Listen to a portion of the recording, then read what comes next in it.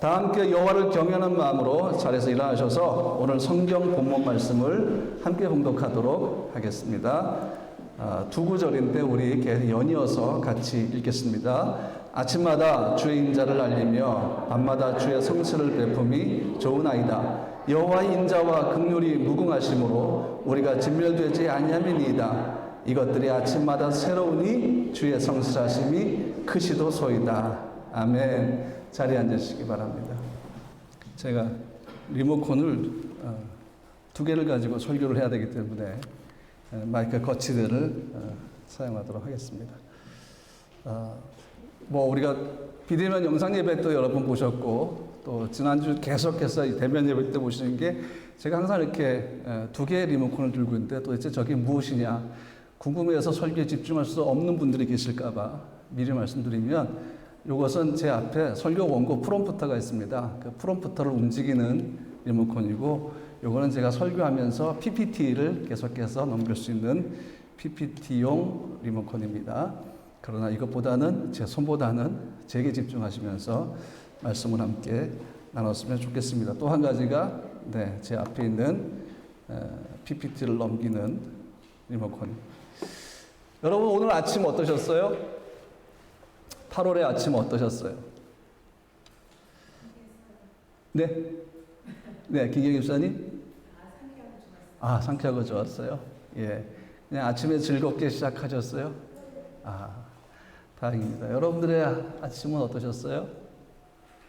아침에 일어나면 갑자기 막 근심이 몰려오거나, 한숨이 나오거나, 막막하거나, 그런 거는 없으셨습니까? 하루의 시작은 아침이 참 중요한 것 같습니다. 우리가 보통 아침 그러면 6시부터 9시까지, 조금 일찍이면 5시부터 시작이 되고, 아침 직전에 동이 터오는 그 단계가 우리가 새벽이라고 얘기를 합니다.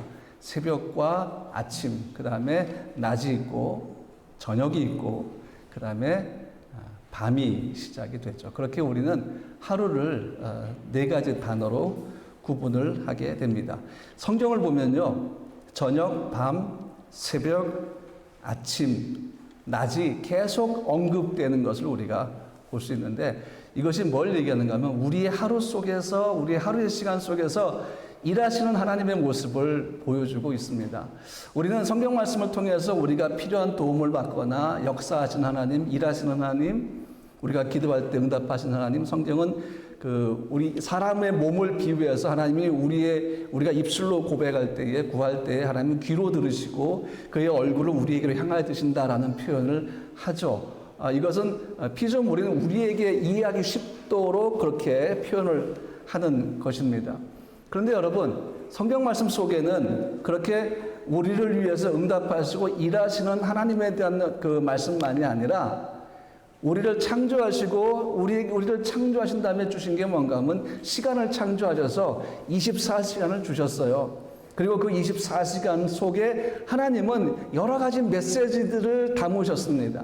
여러 가지 의미들을 그 시간 속에 담으셨습니다. 그래서 저는 오늘 이 말씀을 통해서 함께 나눌 것이 뭔가 하면, 그 속에서 새벽과 아침과 낮과 저녁과 밤에 담은 하나님의 의미가 무엇인가 하는 것들을 같이 생각을 하려고 합니다. 분명히 지금 우리가 있는 이 시간에도 하나님은 이 시간 속에 우리를 향해서 말씀하시는 것들이 있다라는 것입니다. 오늘은 그래서 다 할 수는 없지만 아침과 밤에 담긴 그 영적인 비밀들을 같이 나누면서, 그 외에 부차적으로 새벽 얘기도 나오고, 그 다음에 저녁 얘기도 나오고, 그렇게 해서 여러분과 함께 오늘 본문 말씀을 함께 나누려고 합니다. 첫 번째가 뭔가 하면 아침에 담긴 영적인 비밀입니다. 의외죠. 그냥 일상적으로 시작한 아침인데 여기에 무슨 비밀이 있었나? 그럼 나는 지금까지 이 비밀을 전혀 모르고 있었던가? 우리는 일상 속에서 그냥 매일마다 반복되는 어떤 것들에 대해서 우리가 무관심할 때가 참 많습니다. 집중하지 못할 때가 많다라는 것이죠. 하나님은 분명히 우리에게 아침의 의미를 담아서 매일 아침마다 우리에게 말씀하시는데, 우리는 그 의미를 알지 못하고 하나님의 음성을 듣지 못하는 것입니다. 그래서 첫 번째 아침에 담긴 영적인 비밀이 뭔가 하면 하나님의 헤세드다 하는 것입니다. 하나님의 헤세드. 헤세드란 말이 뭐예요? 제가 설교할 때마다 계속 언급하는 것이죠. 헤세드는 인자하심, 긍휼하심, 또 하나님의 은혜, 하나님의 선물, 하나님의 사랑, 그런 것들을 얘기합니다. 한없이 부으시는 것입니다. 우리의 존재가 어떠냐에 따라서 부어주시는 것이 아니라 그냥 우리 자체를 귀히 여기시고 우리가 어떻게 살든지 간에 우리 자체를 너무 존귀하게 여기셔서 우리에게 부어주신 것이 헤세드라는 것입니다. 그 헤세드를 부어주시고 날마다 부어주시는데 오늘 하나님이 여러분과 나에게 부어줄 헤세드는 어제보다 훨씬 더 풍성하고 또 내일 여러분과 나에게 부어주실 하나님의 헤세드는 오늘보다 훨씬 더 풍성할 것입니다. 그렇게 하나님은 날마다 우리에게 풍성한 그의 자비와 사랑과 은혜를 부어주신다 하는 것입니다. 요즘은 내가 성경을 잘 못 읽었고 어제는 내가 기도하지 못했고 어제는 내가 내 마음에 불만이 가득해서 하나님을 향해서 불평했는데 하나님은 오늘 나에게 그 은혜를 부어주실까? 예, 부어주십니다. 왜? 하나님의 헤세드는 우리가 뭘 했느냐, 어떻냐에 따라서 가리는 것이 아니라 그냥 전폭적으로 부어주시는 것입니다. 그 헤세드의 가장 큰 역사가 무엇입니까? 우리가 죄인이었을 때에 하나님이 자기 아들을 우리의 삶 속으로 집어넣으시고 하나님의 시간을 가지고 그의 나라를 가지고 우리의 시간과 우리의 나라 속으로 집어넣으셔서 어떻게 하십니까? 우리의 모든 죄를 담당하시고 죽으셨습니다. 그렇게 죽으시는 하나님의 헤세드의 역사는 어떤 사람은 되고 어떤 사람은 안 되고 살인자에게는 적용이 안 되고 선하고 착한 사람에게만 적용되는 것이 아니라 어떤 죄를 지은 모든 죄인들이 그들에게 다 주시기 위한 하나님의 은혜의 선물이다 하는 것입니다. 여러분과 제가 시작하는 이 하루, 날마다 지난 이 하루는 하나님이 우리를 위해 창조하신 시간입니다. 그래서 하나님의 창조에 각각의 의미가 있는데 오늘 우리가 영적인 눈으로 바라보고 성령께서 이 말씀을 통해서 조명해 주시기를 저는 기도하는 마음으로 이 설교를 준비했고 지금도 설교하고 있습니다. 아침까지 계속해서 저는 차를 몰고 여기서 오면서 하나님 오늘 설교가 쉽게 해 주십시오. 어려운 내용을 담을 수밖에 없는 이 영적인 비밀을 나누는 이 시간에 하나님 쉽게 설명하게 해주시고 성령님이 조명해 주십시오 하면서 사실 계속 아내와 함께 그 얘기를 나눴고 기도하는 마음으로 왔습니다. 오늘 이 시간 이 말씀을 나눌 때 성령께서 여러분의 영의 눈을 열어주시고 이 말씀들을 하나하나 조명해 주실 줄로 믿습니다. 제목이 영적인 비밀, 그러니까 엄청난 것으로 생각하기 쉬워요. 근데 여러분 저는 무당이 아닙니다. 저는 그냥 하나님의 종입니다. 하나님의 말씀을 대언한 사람이기 때문에 여러분 아침마다 동쪽으로 나가면 귀인을 만나고 뭐 서쪽으로 나가다 보면 한번 전봇대 부딪힐 텐데 그게 1년 액땜하는 것이고 이런 거짓말 저는 하지 않습니다. 오늘 영적인 비밀이라고 여러분에게 말씀드리는 것은 아침에 담긴 의미를 그렇게 표현을 한 것입니다. 지난 주일 우리는 출애굽기 16장을 함께 나누면서 만나는 아침에 보는 하나님의 영광이라는 말씀을 묵상을 했습니다. 만나는 해가 뜨기 전에 이슬과 함께 내렸는데 하늘에서 비같이 내리는 양식이라고 하나님께서 모세에게 말씀해 주셨습니다. 그래서 출애굽기 16장 4절 말씀 보니까 그때 여호와께서 모세에게 이르시되 보라 내가 너희를 위하여 하늘에서 양식을 비같이 내리리니 그랬습니다. 지난주에 우리가 하늘에서 음식이 내린다는 영화의 예고편을 한번 봤죠. 하늘에서 햄버거도 내리고 스테이크도 내리고 뭐 음식들이 계속해서 내리는 영화였습니다. 그 장면을 보면서 우리는 하나님께서 이스라엘 백성에게 만나를 주시는 장면을 한번 생각을 해봤습니다. 만나는 해가 뜨기 전 새벽에 내립니다. 이슬과 같이 내립니다. 온 진영에 쫙 깔리죠. 그리고 해가 뜨자마자 그것이 만나로 변하게 됩니다. 그래서 이 양식, 하늘에서 양식을이라고 했을 때 양식이라는 히브리어가 뭘 얘기한다고 했습니까? 빵을 얘기한다고 말씀드렸습니다. 하늘에서 빵이 내리는 것입니다. 매일 아침 우리의 삶의 이 프라하에 빵이 내리면 얼마나 좋겠습니까? 로울릭이라도 괜찮습니다. 그 빵이 쫙 내리면 얼마나 좋겠습니까? 그런데 문제는 누구에게 있습니까? 거리를 청소하는 분들에게 있겠죠. 참 고달픈 하루가 시작이 되겠죠. 매일 아침마다 빵을 버려야 하는 일이니까. 어쨌든 하나님은 이스라엘 백성들에게 그들이 불평할 때에 만나를 하늘에서 비같이 내리셨다라고 말씀하고 있는데, 하나님께서 광야를 지나는 시점에서 만나를 주신 그 타이밍이 언젠가 하면, 오늘 말씀 보니까 출애굽기 16장 말씀 보면 이스라엘 백성들이 모세를 원망할 때였습니다. 먹을 것이 없다고 원망했다는 것이죠. 그럴 때 하나님 뭐라 하십니까? 그들을 징계하신 것이 아니라 아침마다 내가 하늘 양식을 비같이 내리겠다. 이것이 16장 7절 말씀인데, 아침에는 너희가 여호와의 영광을 보리니 이는 여호와께서 너희가 자기를 향하여 원망함을 들으셨습니다. 그랬습니다. 백성들의 원망 후에 하나님이 만나를 주셨는데, 가나안 땅에 입성 전 요단강을 건너기 전에 만나가 끊어지고, 그 다음부터 그들은 가나안 땅으로 들어가서 거기서 나는 곡식과 음식들을 먹기 시작했습니다. 이슬이 내리는 시간, 이 새벽, 그 다음에 아침에 이스라엘 백성들이 이슬이 변한 만나를 발견하고 거두는 시간. 그래서 지난주에는 만나가 아침에 보는 하나님의 영광이라는 말씀으로 하나님께서 우리 삶에서 새벽과 아침을 영의 양식을 먹음으로 시작하기를 원하시는 그 하나님의 마음에 대해서 여러분에게 제가 설명을 드렸습니다. 오늘은 그 아침이 가진 또 다른 의미를 나눌 텐데요. 아침이란 뜻의 히브리어가 몇 가지가 있는데, 그 중에 일상적인 인사에 쓰이는 히브리어 단어가 보케르라는 단어입니다. 이 보케르가 무슨 의미인가 하면 어둠을 가르다라는 뜻입니다. 어둠을 쪼개버리다, 어둠을 갈라버리다. 그것이 보케르의 의미입니다. 그러니까 이것은 뭡니까? 어둠을 가르며 다가오는 빛을 의미합니다. 어둠이 깨어지는 거죠. 그리고 빛이 우리에게로 나타나는 것. 이것이 보케르라는 단어의 의미인데, 사실 이것의 시작은 뭡니까? 새벽이라는 것입니다. 어둠에 묻혀있는 새벽이 우리의 주변을 감싸고 있을 때에 드디어 그 어둠이 갈라지면서 우리 눈에 뭐가 보입니까? 빛이 보이기 시작한다. 이것이 새벽과 아침의 의미다 하는 것입니다. 그래서 새벽은 우리에게 어둠을 가르며 다가오는 뭘 보여줍니까? 빛을 보여줍니다. 이 빛은 먼 동, 저 멀리 먼 그 동쪽에서 나타나는데, 그 동쪽을 밝히면서부터 서서히 우리에게로 다가오지 않습니까? 그래서 이것을 한자로 표현하면 뭐랍니까? 여명이라고 합니다. 혹시 여러분, 제가 지금 말씀드리는 드라마의 제목을 아시는 분이라면 꽤 연세가 되신 분인데, 예측하셨죠 벌써? 예, 무슨 눈동자인데, 예, 여명의 눈동자. 최재성이 주연했던 여명의 눈동자. 아주 오래전 드라마인데 굉장히 인기가 있었죠. 저는 그 제목이 인상적이었어요. 여명. 이 설교를 준비하면서 다시 한번 여명을 살펴봤더니, 어둠이 갈라지고 깨어지고 그리고 빛이 나타나는 그 아주 짧은 시간이구나. 그거를 알게 되었습니다.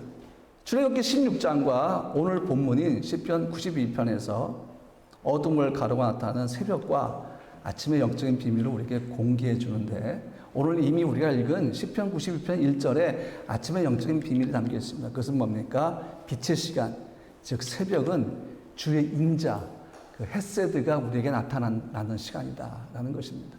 물론 24시간 내내 하나님 우리에게 그의 헤세드를 부어주시지만, 그러나 새벽에 우리는 어둠이 갈라진 걸 통해서 하나님의 헤세드를 발견할 수 있다라는 것입니다. 그래서 여러분, 이스라엘 백성들이 아침에 만나를 먹을 때 그것이 뭐예요?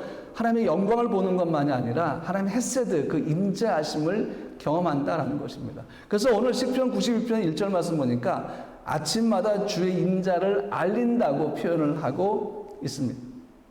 자, 한국에 있을 때 많은 사람들이 일출을 보려고 어디로 간 줄 아십니까? 정동진으로 갔습니다.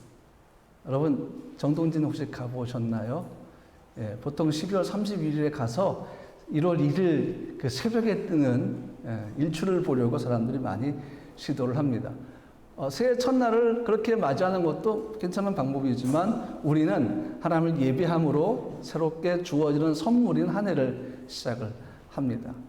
새해 첫날 새벽에 모이는 사람들, 아니면 평소에 애인과 데이트하기 위해서 밤에 청량리역에서 무궁화호를 타고 밤새 달려가서 정동진에 가서 드라마에 나왔던 무슨 그 장소에서 한번 사진 한번 찍고, 그 다음에 이제 떠오르는 해를 기다리는, 물론 해 가지고 비가 오면 그건 사라지겠지만, 어쨌든 그 정동진에서 일출을 보면서 뭘 한 줄 아십니까? 다가오지는 않겠지만 소원을 빕니다. 떠오른 태양을 보면서 소원을 빌죠. 근데 여러분, 성경 말씀을 가만히 보면 일출은 소원을 비는 시간이 아닙니다. 왜냐하면 태양은 능력이 없습니다. 태양은 권능이 없습니다. 태양은 그저 피조물일 뿐입니다. 그래서 여러분, 우리에게 있어서 일출은 뭐 어떤 시간인 줄 아십니까? 소원을 비는 시간이 아니라 하나님께서 우리에게 주신 인자하심을 맛보는 시간이다라는 것입니다. 하나님의 인자하심에 대한 먹방의 시간이라고 유튜브 용어로 굳이 이렇게 제가 설명을 드려도 되겠죠. 하나님의 인자하심을 맛보는 시간입니다. 그분의 선하심을 맛보는 시간입니다.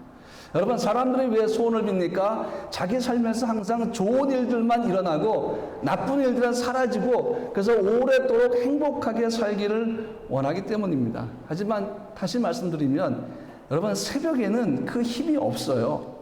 태양은 신도 아니고 능력도 아닙니다. 일본 사람들이 태양을 신이라고 여기며 섬기지 않습니까? 아마테라스 오미카미가 태양신 여신이지 않습니까? 근데 여러분, 태양은 그저 피조물일 뿐입니다. 태양은 그냥 하나님이 천지 창조할 때 첫날에 빛을 창조하셨고, 넷째 날에 태양을 창조하심으로 그 빛을 우리에게 비추게 하셨습니다. 사람들의 눈에 일출은 떠오르는 태양빛이지만 그 빛은 우리에게는 어둠을 가르고 나오는, 우리에게 다가오는 하나님의 헤세드, 즉 그의 인자하심을 우리에게 보여주는 메신저의 역할이다 하는 것입니다. 그러므로 아침에 창밖에 동이 터올 때 우리는 뭘 느낍니까? 하나님의 인자하심을 느끼는 것입니다. 하나님은 오늘도 그의 사랑으로, 그의 인자하심으로 나에게 하루를 허락해 주셨구나 라는 것이죠. 매일 새벽 태양이 어둠을 가리고 나타나듯이 우리를 향하신 하나님의 인재와 사랑, 그 헤세드 역시 변함이 없다는 것을 보여주는 것입니다. 매일 아침 해가 뜨죠? 그렇죠? 변함이 없습니다. 우리가 아무리 거절해도 내일 아침은 또 내일의 태양이 뜰 것입니다. 영화의 한 대사지만 모레는 모레의 태양이 뜰 것입니다. 반복해서 뜹니다. 이것이 뭘 보여줍니까? 하나님의 변함없이 날마다 부으시는 그의 사랑, 헤세드를 보여준다 하는 것입니다. 사람들은 일출을 통해서 날마다 우리에게 부어주시는 하나님의 사랑과 인자하심, 즉 헤세드를 발견하면서 다음과 같이 노래해야 되는데, 시편 63편 3절 말씀 보니까 주의 인자하심이 생명보다 나음으로 내 입술이 주를 찬양할 것이라. 여러분의 새벽을, 여러분의 아침을 이렇게 한번 시작해 보세요. 주의 인자하심이 생명보다 나음으로 내 입술이 주를 찬양합니다. 또 찬양도 있으니까 이 시편으로 만든 찬양이 있지 않습니까? 이 주의 인자하심에 대한 찬양이 몇 곡이 있으니까 오늘 이제 설교 후에 우리가 그걸 고백하게 될 것입니다. 여러분은 이렇게 말씀을 고백하고 찬양함으로 하루를 시작하는 것이 하나님의 헤세드를 새벽과 아침에 심어두신 그 의미를 더욱 가치 있게 만드는 것입니다.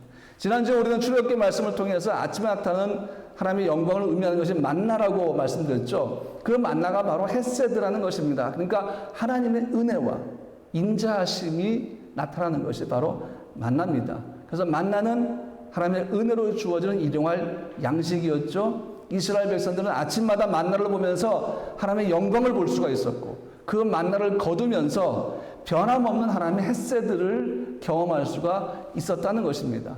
아침에 여러분의 꼭 필요한 것들, 여러분 마음에 필요하고 삶에 필요하고 가정에 필요하고 자녀들에 필요한 모든 것들이 하나님의 공급하심을 통해서 주어지는 때가 있다면, 여러분 먼저 하나님의 헤세드를 향해서 하나님의 헤세드, 하나님의 은혜를 찬양합니다. 하나님께서 아침에 나를 공급해 주셨으니 내가 주의 은혜를 감사합니다라고 고백할 수 있어야 한다는 것입니다. 그래서 아침의 첫 번째 의미가 헤세드, 하나님의 헤세드라는 것이죠. 두 번째가 뭔가 하면, 아침의 의미는 주님 안에 거하는 영적인 시간이다 라는 것입니다.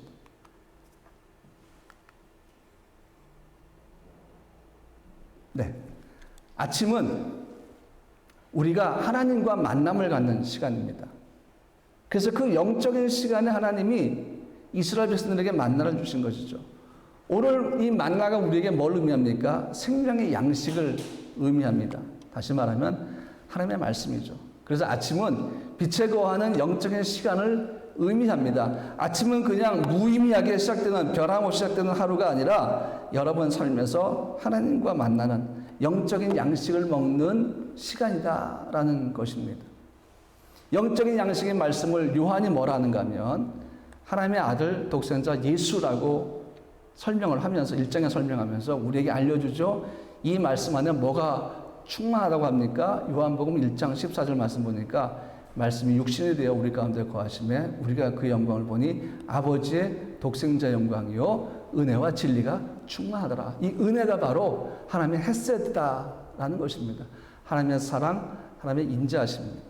하나님의 인자하신 그 헤세드는 하나님의 변하지 않는 영원한 성품이고 예수께서 이 땅에 오심으로 시작된 하나님 나라의 가장 중요한 본질이다라는 것입니다. 그러므로 지금 우리 주변은 뭘로 가득합니까? 빛으로 가득하죠. 그리고 이 빛이 우리에게 뭘 얘기해 줍니까? 하나님의 헤세드 속에 우리가 거하고 있다라는 것을 설명해 주는 것입니다.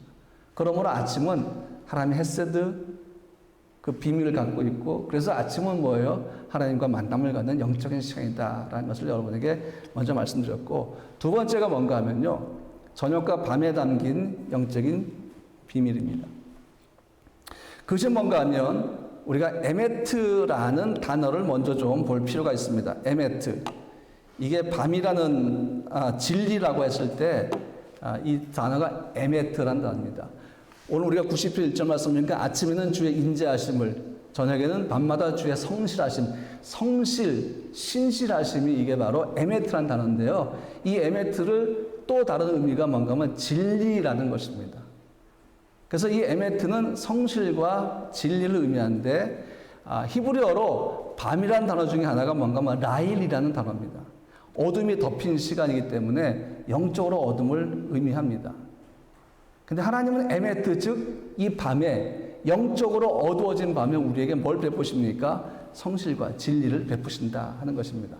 그럼 구체적으로 에메트가 의미한 것이 뭔지를 잠깐 설명드립니다. 첫 번째는 하나님의 언약의 물을 얘기합니다. 밤마다 우리에게 베푸신 하나님의 진리는 무엇인가? 에메트입니다.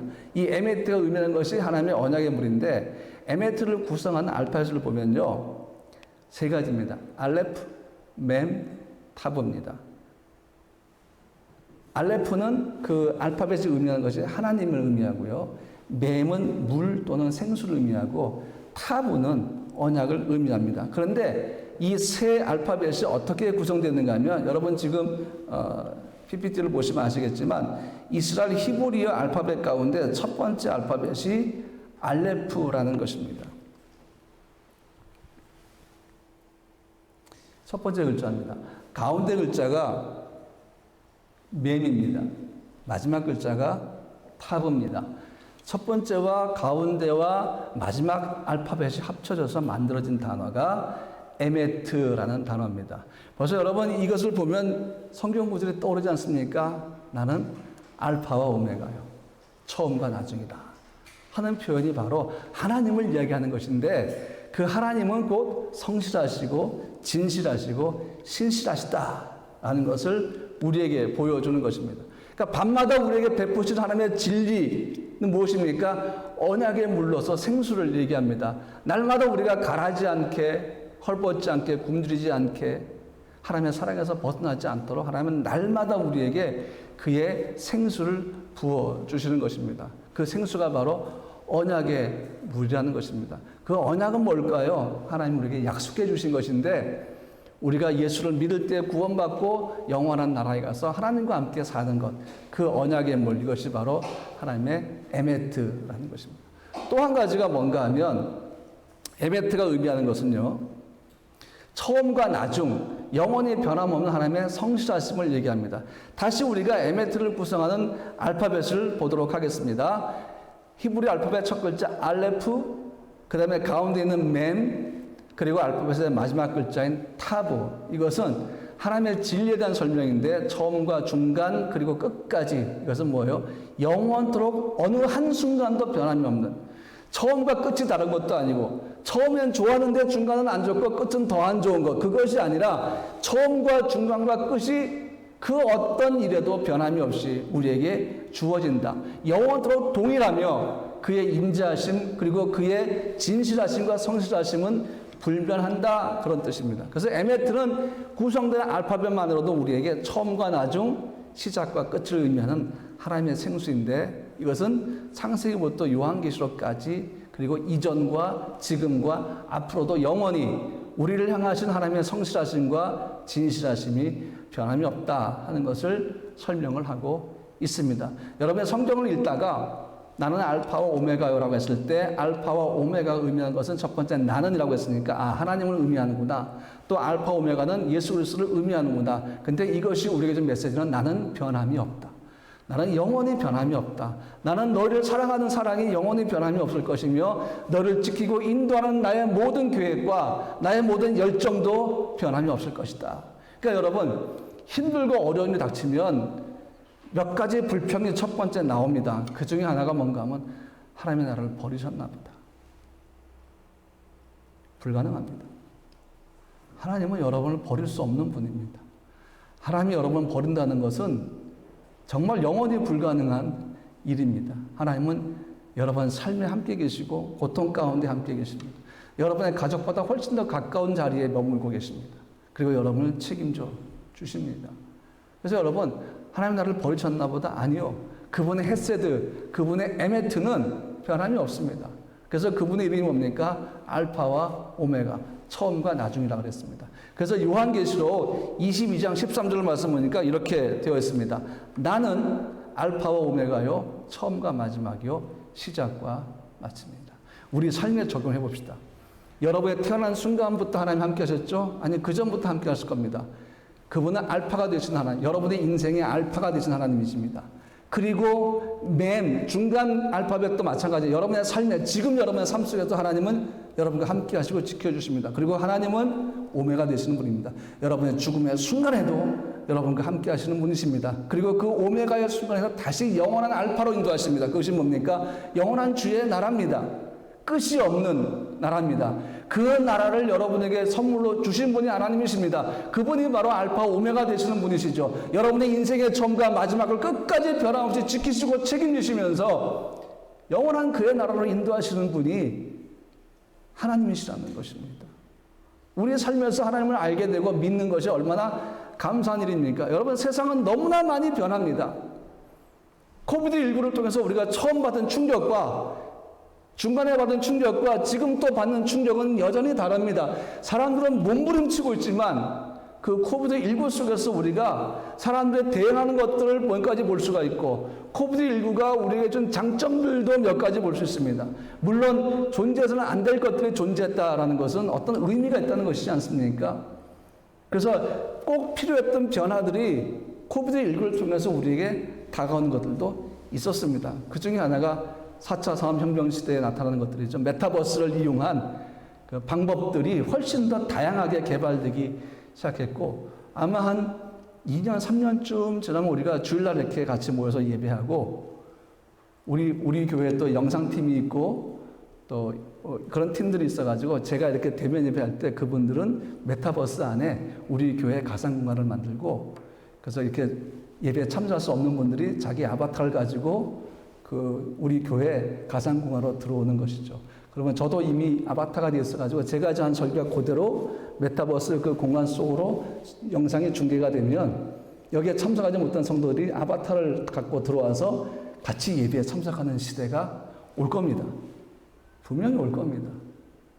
모든 것이 순식간에 변화될 수밖에 없는 시기가 코비드19 시기였다 하는 것입니다. 계속해서 변화되는 시간 속에서 유일하게 변하지 않는 것이 뭔지 아십니까? 하나님의 사랑입니다. 그분의 은혜입니다. 우리를 향해 매일마다 주시는 그분의 생수는 변함이 없습니다. 결론을 말씀드리겠습니다. 아침과 저녁, 새벽과 밤이 우리에게 주는 분명한 메시지는 제가 설명했듯이 인자와 사랑과 진리와 보호입니다. 그런데 여러분, 아침과 밤이 연결되어 있습니다. 새벽과 저녁이 연결되어 있습니다. 우리 하루는 그렇게 연결되어 있죠. 도중에 끊어지지 않습니다. 우리가 어떤 충격을 받고 힘든 일을 당해서 하루가 우리의 시간이 절단되었다고 느끼는 그 순간에도 변함없는 시간은 흘러가게 되어 있습니다. 아침이 오면 밤이 오게 되어 있습니다. 그래서 우리의 하루는 그렇게 흘러가는 시간 속에 있는데 하나님은 우리의 하루 속에 또 다른 무엇인가를 넣어주셨습니다. 그것이 뭔가 하면 요한복음에서 예수 그리스도는 말씀이며 생명의 떡이며 그 다음에 생수가 되신다고 표현하고 있죠. 여러분과 나의 아침과 저녁을 잇는 하루의 시간 속에 뭐가 흘러간 줄 아십니까? 떡이 흘러가지는 않겠죠. 우리가 그렇게 표현하지 않습니다. 뭐가 흘러갑니까? 물이 흘러가죠. 하나님의 생수가 흘러가는데 이 생수가 뭔가 하면 예수 그리스도라는 것입니다. 다시 말하면 새벽부터 밤까지 우리 하루 시간 속에서 변함없이 흘러가는 것은 뭐예요? 생수가 흘러가는데 이 생수는 예수 그리스도라는 것입니다. 즉 예수 그리스도는 날마다 우리와 함께 하십니다. 하루의 모든 시간을 속에서 우리와 함께 하십니다. 그래서 요한복음 6장 35절 말씀 보니까 예수께서 이르실 때 나는 생명의 떡이니, 이 생명의 떡은 뭘 비유하는 것입니까? 이스라엘 백성이 먹었던 만나를 상징하는 것입니다. 만나가 언제 내렸습니까? 새벽에 내렸습니다. 아침에 거두게 되었습니다. 나는 생명의 떡이니 내게 온 자는 결코 줄이지 아니할 터이요. 그 다음에 나를 믿는 자는 영원히 목마르지 아니하리라 라고 말씀하셨어요. 왜? 그분 자신이 나는 생명의 떡이고 나는 너에게 생명의 물이다, 생수다 라고 표현해 주신 것입니다. 그러면서 예수는 또 뭐라고 자기 자신을 표현했습니까? 나는 길이요 진리요 생명이다. 요한복음 14장 6절입니다. 예수께서 이르시되 내가 곧 길이요 진리요 생명이니 나로 말지 않고는 아버지께로 올 자가 없느니라. 자, 지금 주님이 자기를 표현하신 이 표현들을 가지고 우리가 우리의 하루 속에 한번 대입을 시켜보는 것이죠. 그러고 보니까 뭐가 나옵니까? 아, 생명의 양식, 아침에 주신 하나님의 영광, 아침에 볼 수 있는 그분의 영광, 아침에 공급했던 그 육의 양식 만나, 그것은 만나는 것, 생명의 떡, 예수를 상징하니까 아, 그것은 뭘 얘기합니까? 말씀을 얘기하는구나. 그것만이 아니에요. 생수, 우리 하루를 관통하는 예수 그리스도, 생수 되시는 예수가 우리 하루를 흘러가시면서 우리와 함께 그 시간을 보내시는구나. 또 그분은 우리의 길이 되시는구나. 하루를 열어가고 또 하루가 다가오는 그 길을 하나님이 예수님이 인도하시는구나. 그리고 그분은 에메트시구나. 진리가 되시는 것이구나. 그리고 그분은 생명이 되시는 것이구나. 이 오늘 여러분에게 전한 말씀은 뭐예요? 온통 예수밖에 없다는 것입니다. 우리의 하루를 가득 채우고 있는 것은 코비드19 눈에 보이지 않는 바이러스, 사람을 숙주로 삼아서 번식하는 바이러스, 델타, 알파, 그렇게 그냥 단순하게 이름 붙이는 존재가 아니라 길이요 진리요 생명이신 그 예수가 오늘 우리의 하루 속에 충만하다는 것입니다. 가득하다는 것입니다. 위를 봐도 예수, 옆을 봐도 예수, 뒤를 봐도 예수, 눈을 감아도 예수, 힘들어도 예수, 고난 닥쳐도 예수, 즐겁고 행복해도 예수, 그 예수가 나와 함께 한다는 사실입니다. 눈에 보이진 않으나 느낄 수 있는 예수.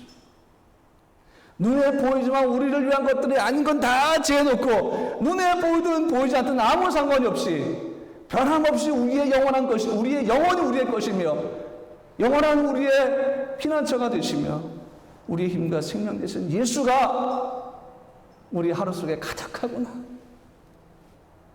그 의미예요. 그러니까 시편 92편이 하나님께서 아침에 임재하심을 나타내시고 밤마다 성실하심을 베푼다 고백하죠. 이 말씀이 오늘 우리에게 아침과 밤의 영적인 비밀을 알려주면서 우리 하루가 어떻게 구성되는지를 보여주는데, 제가 도표로 마지막으로 보여드리면 이렇습니다.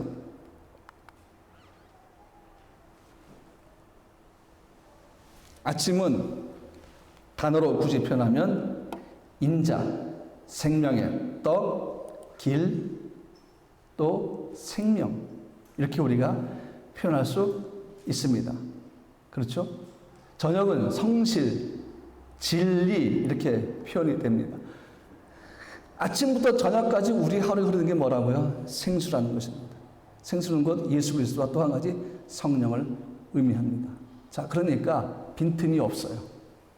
여러분과 나의 하루는 예수가 텅 비울 수밖에 없는 공백이 없다는 것입니다.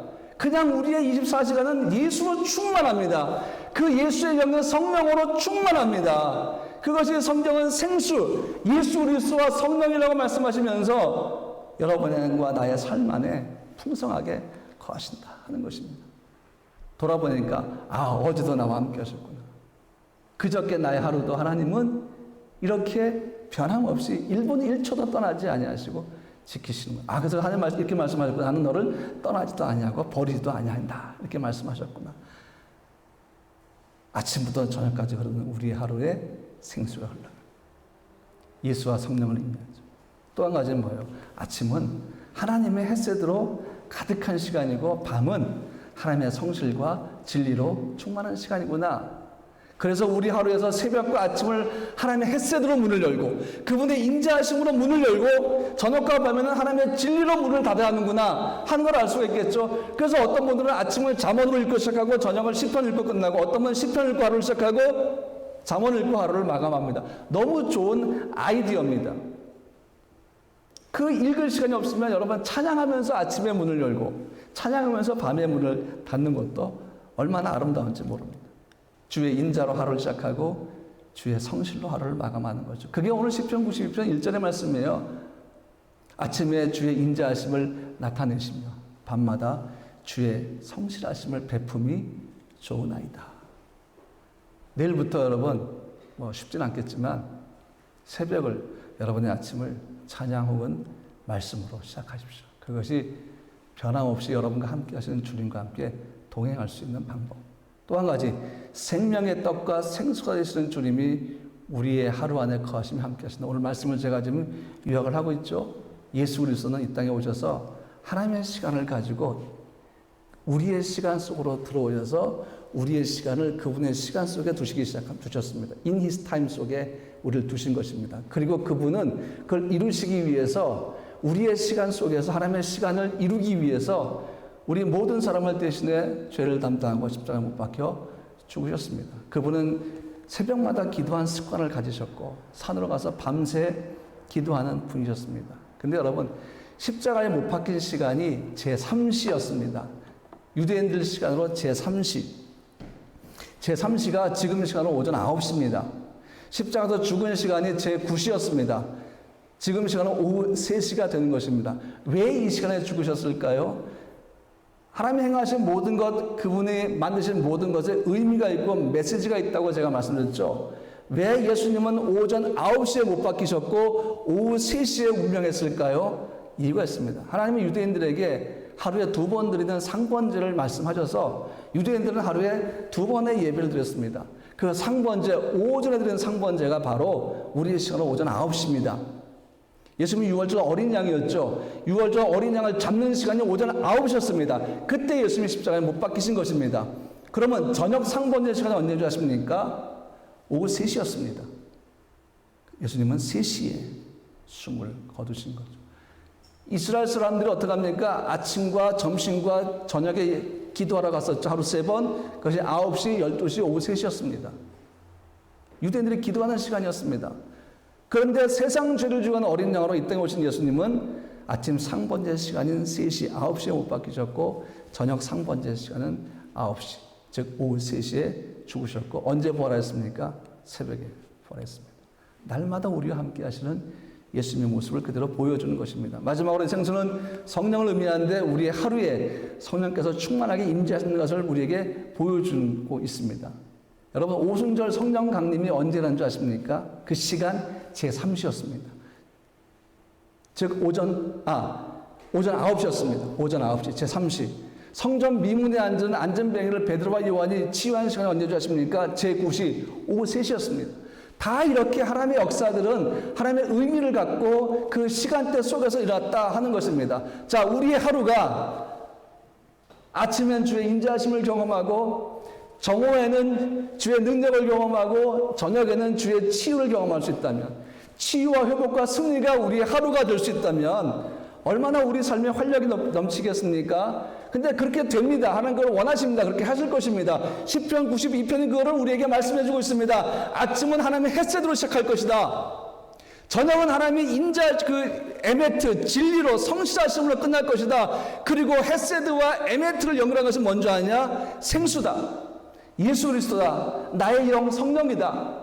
그러므로 너희 하루를 빈틈없이 내가 지킬 것이고 너희 하루를 빈틈없이 내가 함께 할 것이며 너희 하루를 내가 주관할 것이다. 너희의 인생이지만 너희는 나의 자녀이기 때문에 내가 너희 인생을 책임질 것이다. 그래서 제가 날마다 뭐라 합니까? 매일 주어진 하루는 우리 힘으로 일어나거나 아니면 그냥 자연스럽게 다가오는 시간이 아니라 하나님의 선물이라고 항상 말씀을 드렸습니다.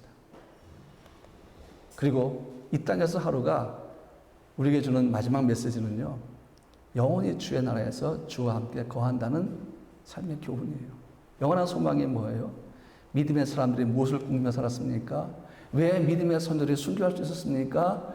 그 시간을 지나고 나게 되면 영원한 나라가 그들에게 주어지고, 그 나라가 어떤 나라입니까?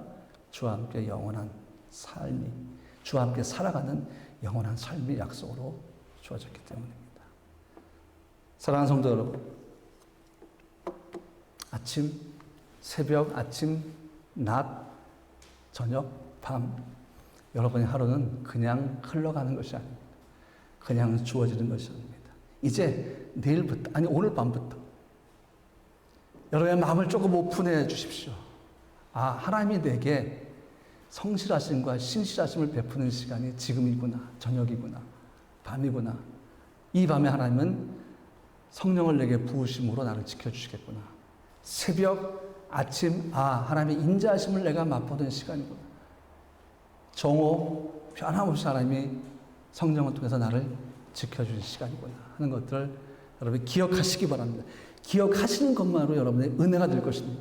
기억하시는 것만으로 여러분의 하루가 달라질 것입니다. 왜? 그동안은 나를 중심으로 살았습니다. 왜? 내 눈에 보이는 게 나밖에 없었고 내가 원하는 중심에 내가 서 있었기 때문입니다. 그런데 이렇게 인식을 바꾸게 되면, 이렇게 성령적인 실관과 마인드를 바꾸게 되면, 관점을 바꾸게 되면 그때부터 내 삶에 누가 보이기 시작합니까? 하나님의 헤세드가 보이기 시작합니다.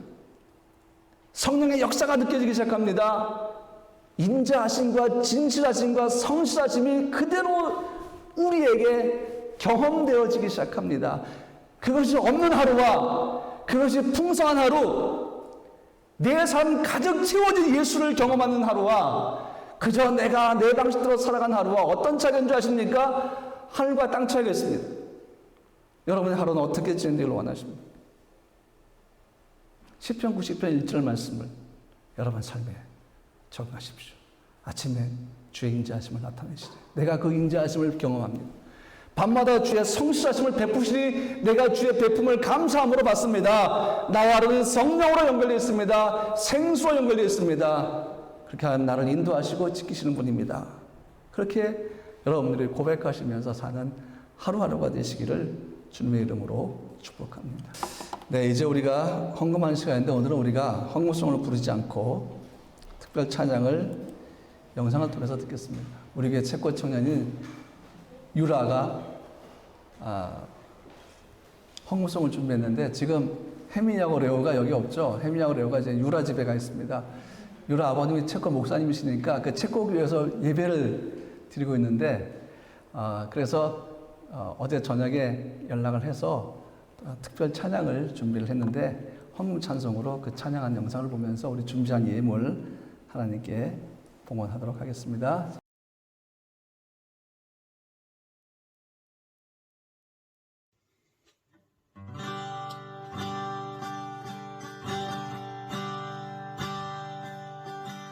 주님이 잘하신 그 사랑이 내 생명보다 나으며 위로하시는 주소기는 내 눈물보다 귀하다. 변함이 없는 주인제가 내 근심보다 아깝고 주님 흘리신 그 보혈은 내 상처보다 진하다. 결국 내 주님과 함께 사는 것 나의 영원한 소원. 증오의 아름다움 안에 사는 것 나의 영원한 기쁨. 인자하신 그 사랑이 내 생명보다 나으며 위로하시는 주 송이는 내 눈물보다 귀하다. 험한이 없는 주님 제가 내 중심보다 가깝고 주님 내르신 그 오열은 내 상처보다 진하다. 결국 내 주님과 함께 사는 것 나의 영원한 소원. 제일 아름다운 안에 사는 것 나의 영원한 기쁨. 결국 내 주님과 함께 사는 것 나의 영원한 소원. 제일 아름다운 안에 사는 것 나의 영원한 기쁨.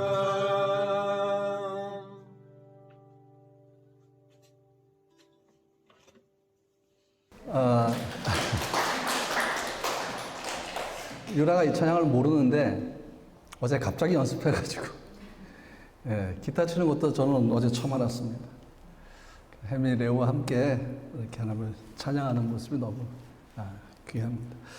예배 후에 우리 교회를 방문해 주시는 분들은 잠깐 저와 잠깐 대화하는 시간을 갖도록 하고, 또 여기 치우기 전에 우리 남자 집사님들도 또 여집사님들도 같이 오셔서 인사해 주시고 또 화장해 주시고, 그리고 밑에 그 예배가 끝났으면 사모님도 좀 올라오라고 연락해 주셔서 우리 교회를 방문해 주신 분들 또 등록하신 가정을 우리가 환영하는 시간 갖도록 하겠습니다. 기도하겠습니다. 거룩하신 주님, 주의 은혜가 너무 감사합니다. 온통 우리 삶에 예수밖에 없다는 이 고백이 하나님 우리의 마음을 울리고 주님 마음을 울린 줄로 믿습니다. 우리에게는 예수밖에 없습니다. 우리 생명도 우리 것이 아니고 주님 주신 생명입니다. 그러므로 우리 인생도 주의 것이고, 그래서 우리가 살아도 주를 위해 살고 죽어도 주를 위해 죽기를 고백합니다. 우리 성도들이 이 어려운 시기를 예수로 인하여 이겨내게 하십시오. 예수 그리스도를 통하여 승리하게 하여 주시옵소서. 필요한 모든 것, 세밀한 부분까지 공급하시고 부어주셔서 주의 공급을 통한 부요함을 누리게 하시고, 저들이 주의 믿음으로 간구할 때마다 응답해 주시고 더 크고 비밀한 일들도 보여주셔서 하루하루가 주님을 경험하는, 그리고 주님을 더 깊이 알아가는 감동의 시간들이 될 수 있도록 주여 도와 주시옵소서. 이제는 우리 주 예수 그리스도의 은혜와 아버지 하나님의 무한하신 사랑하심과 성령님의 내주 역사 충만하심이 사랑하는 우리 모든 성도들 머리 위에, 사랑 우리 대한민국, 유럽, 체코, 프라하, 주체코, 대한민국 대사관, 대사와 공관원들과 직원들 위에, 체코에 있고 유럽에 있는 한국 기업들 위에, 모든 주의 백성들 머리 위에 지금으로부터 영원토록 함께 하시기를 간절히 축원하옵나이다. 아멘.